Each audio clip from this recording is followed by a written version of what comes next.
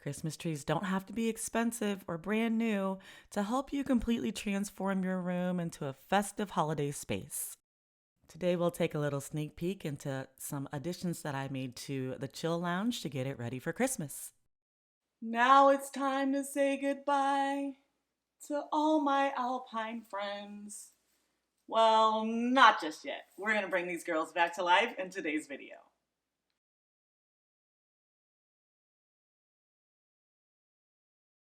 Okay, so these trees are probably one of my favorite grouping of trees. They're pencil alpine, and they fit perfectly in the chill lounge and in the foyer. You see me use them year after year after year. They're done. This one, they're all plugged in. This one's completely done. This one, the tall one, I think this one is the 9 foot tall one, has like one little small grouping of lights. And then this guy, girl, she's fine. She's still good. So we are going to work with this one that has given up the ghost and this one that is still hanging on and bring them back to life and put them in the chill lounge. So let's get started. All right, so a little story time before we get started. There is a way to save these trees, and it's a device called the Lightkeeper Pro. I have a Lightkeeper Pro. However, at the end of last season, I put my Lightkeeper Pro in a very special place where I remember exactly where it was next October when I started pulling out my trees. And guess what? I don't know where I put it. Also, guess what? It's too early in the season to find a Lightkeeper Pro.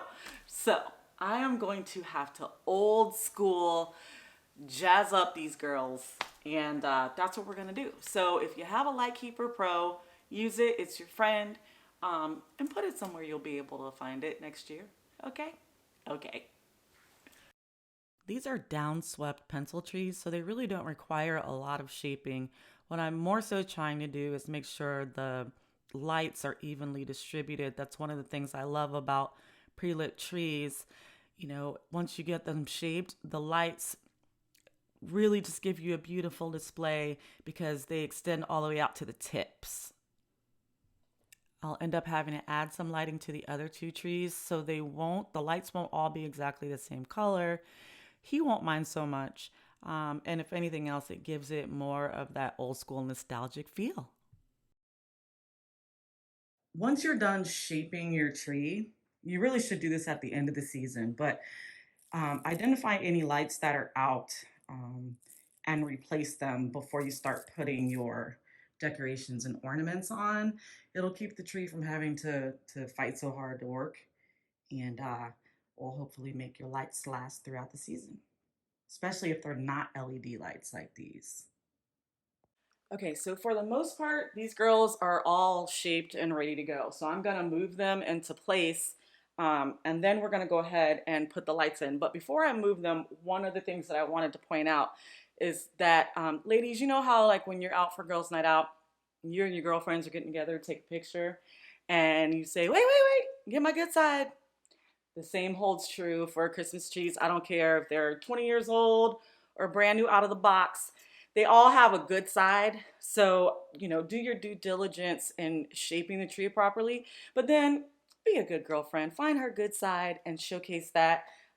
Especially like these trees, thankfully, they're going in a corner. So the really bad parts will be hidden. But, you know, if you've got a tree like my main tree downstairs, you can see all the sides. Whatever area is going to get the most traffic, I try to put that area in front so that, you know, the best part of the tree is face forward. Okay, so let's go ahead and get these trees moved and get them all lit up. The plan is to put two of the pencil trees over in that space and then one on the other side of the dry bar, and then just to add a few festive touches throughout the room. This is a man's space, so he doesn't want glitter and he doesn't want it to look like, you know, Christmas exploded in his room, but he wants it to feel festive. So to style these trees, I'm gonna simply add some lighting and a couple of different variations of tree picks.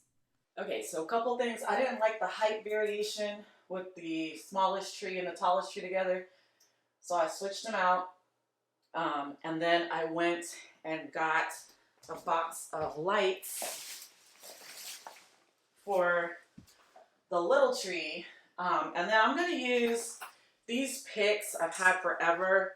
They're very spiny and like masculine. So I'm just going to start installing these in like the bare spots and get this tree styled.